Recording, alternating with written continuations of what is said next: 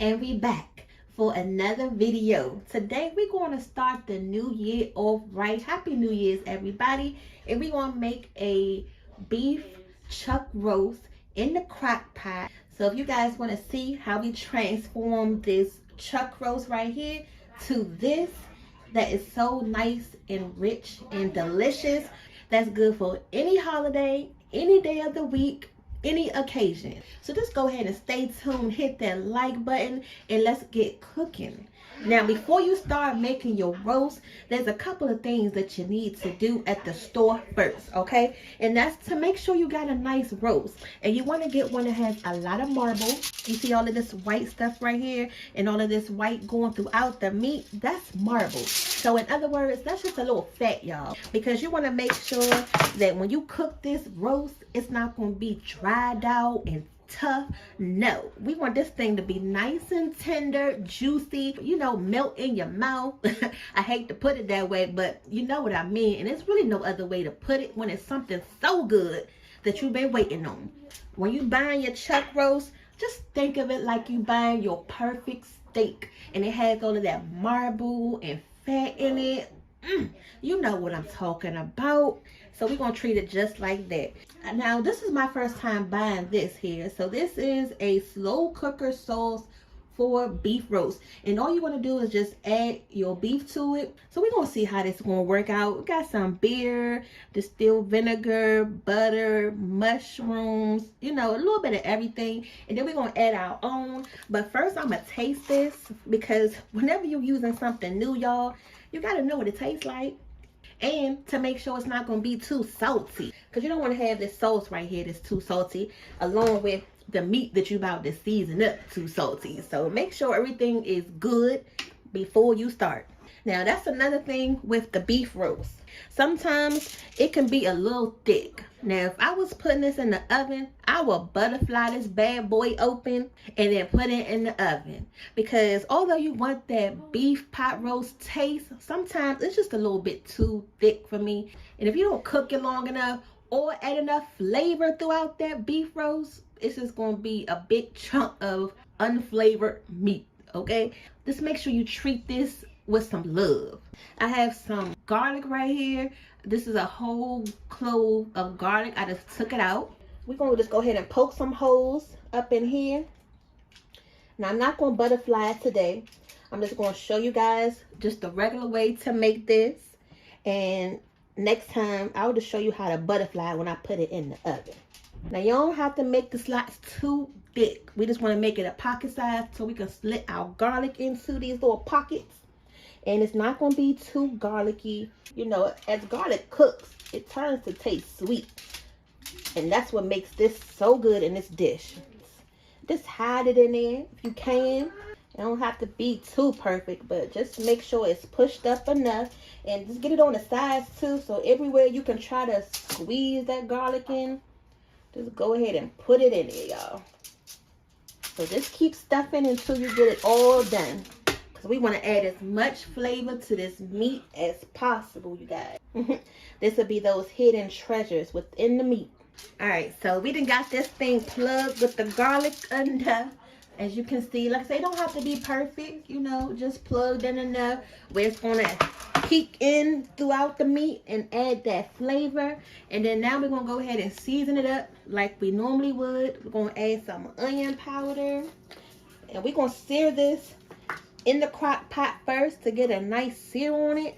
And we're going to liberally, you know, season this meat on both sides. And then we're going to add some olive oil so that way it helps, you know, rub them seasonings down. Okay, because we're going to pack these seasonings in there today, y'all. We're not going to rub them down. We're going to pat it down today. Y'all know we used to rubbing the meat down, but no, this is a gentler type of meat. So we can't do all that rubbing like we normally would do. And then I'm going to take some fresh cracked pepper because we want to try to get a nice crust on this meat when we sear it in the crock pot. And the cracked pepper gives it that better flavor, that authentic pepper flavor than if you use just the regular ground pepper. So if you have the crushed pepper, y'all, do that.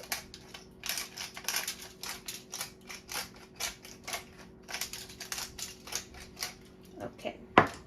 And then I have some kosher salt, because when you're doing these type of dishes, you want to make sure that you have a more coarser salt. Because when you go to like your favorite steak restaurants and stuff, and then you put that piece of steak in your mouth, and you like, oh my God, that crust on the outside of it, that's what you want it to have. So this coarse salt will give it that effect versus the regular table salt. So just make sure you season it good.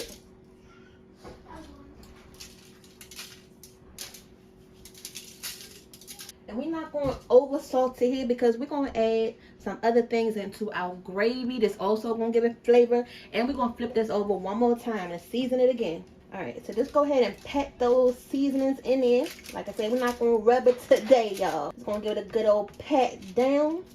Alright, now carefully, we're going to go ahead and flip this bad boy over, because remember, we just stuffed it with all of that garlic. And we're going to do the same thing on this side. Now I'm going to add a little bit of spice on this side with some Tony's. You know, just give it a little extra oomph. A little kick. Add a little bit more oil. And the oil is going to help keep this moist too. So you got to make sure you have a little bit of oil up in here. The oil is not just to help rub the seasonings down, but it's also to help it stay moist inside too. And that's what you want, y'all. Y'all want this thing to be nice and tender and flavorful and juicy. This is the onion powder. I'm gonna go in with that. Just give that a good old, you know, shake. The first time we added the pepper. So I'm just gonna add a little bit, since I just added that Tony's, because that got a little spice in it too.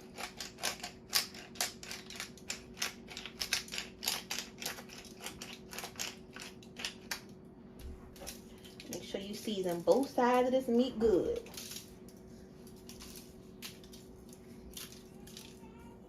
Go ahead and pat that meat down. And don't forget the size of the meat, y'all. Don't forget to season the size of that meat too. That's a part of it. You got to season everywhere. Now once you finish seasoning your meat, just let it sit and rest, you know, just to give it a little bit of time to let them seasons infuse with the meat. It don't have to be too long. Just let it sit while you prep your crock pot or your oven and do what you got to do. So I got the infamous crock pot out again, you guys. And it's so ironic because every time we pull this crock pot out, it rains outside, which is raining today.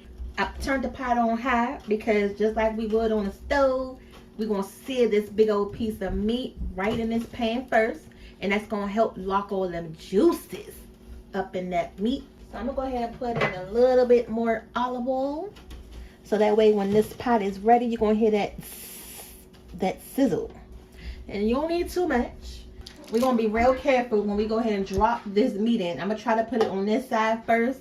So let's see how I'm about to do this. I think I'm just going to go ahead and pick it up and do it really fast. And lay it down. Okay, that wasn't so bad. I got this. I'm back with Daddy Tongs again today, y'all. Alright, so you can tell if it's done on the edges. You know, we're just going to peek at it. It's not done yet. It's not brown enough. So hopefully the next time we come back and look at it, it'll be time to flip this big old bad boy. And look at this piece of garlic trying to peek out right here. Just poke it back down there. That's all. Alright, so I think we can go ahead and flip it now. Just make sure you're careful. Ooh. Oh my goodness, you guys. Do you see that? Ooh. Can we do a replay of that flip though? Guys, look how gorgeous that looks. Yes. But that is coming together already. And we're going to do the same thing on the other side. Hopefully yours is looking just like this right about now. We're going to go ahead and take this beef out because we done got it brown on both sides. And we're going to move right along. So let's see. We're going to pick it up. And remember, you're not cooking it all the way. We're just searing it to get it brown. Okay. Pick it up. And put it back on our board. Give you a close-up of how it's looking so far. And then you see the garlic pieces is still in there, all intact. That's what you want. Okay. All right, so we're gonna go ahead and put the sauce together for this pot roast. And again, this is something new that we have not tried yet, this tavern style pot roast. Because when you think of pot roast, you think of dark and delicious and rich gravy, and that's what I was thinking when I picked this up. So we're gonna give it a try. And to this, we're just gonna go ahead and add this to the pot. Now I say you don't have to add any liquid. All you have to do is just have 2 to 3 pounds of beef, which we do. We got a 3-pound beef chuck. Now once you put it in the pot, it didn't make that much, but we're going to stretch it out anyway with this cream of mushroom, because you want to build on top of layers and top of flavors, and this is going to make your sauce creamy as well. So just go ahead and add that to your pot. And at the end, I'm going to add some mushrooms and some fresh carrots. So that's going to go in here too. But first, we're going to let this beef get nice and tender before we add our vegetables. You know, to any kind of mushroom soup or anything, you just got to add a little bit of liquid to get it all out the pot.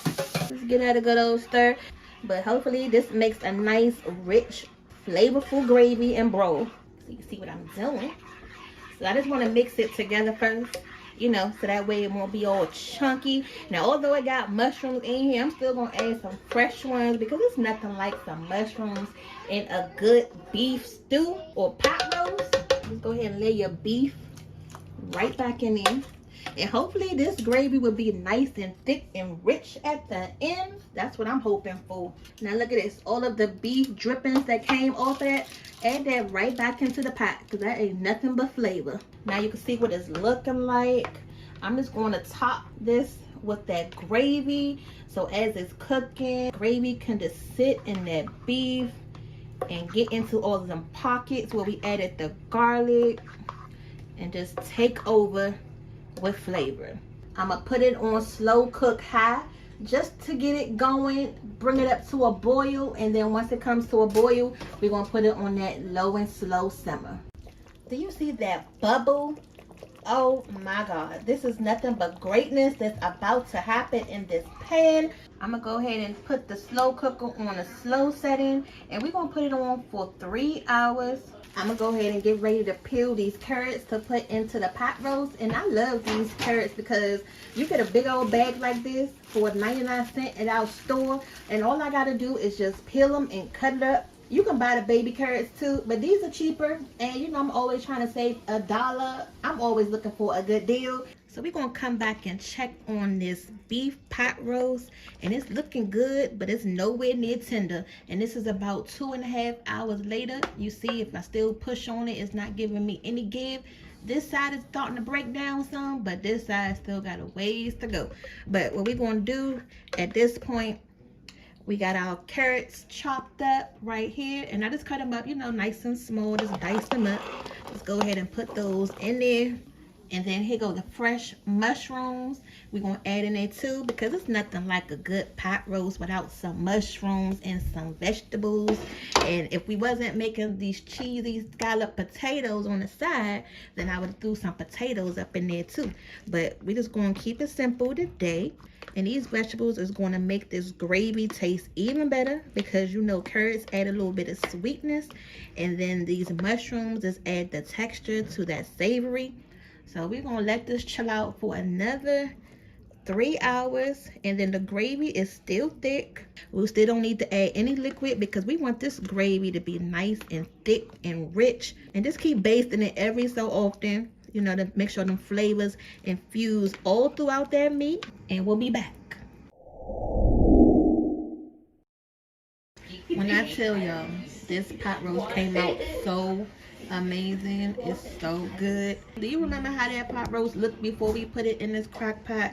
It was that one big chunk of meat. Now you got this meat just separated in this pot, full of flavor, with these mushrooms and carrots. And this is going to be good over some white rice or with our cheesy potatoes. And then not to mention that rich hearty broth.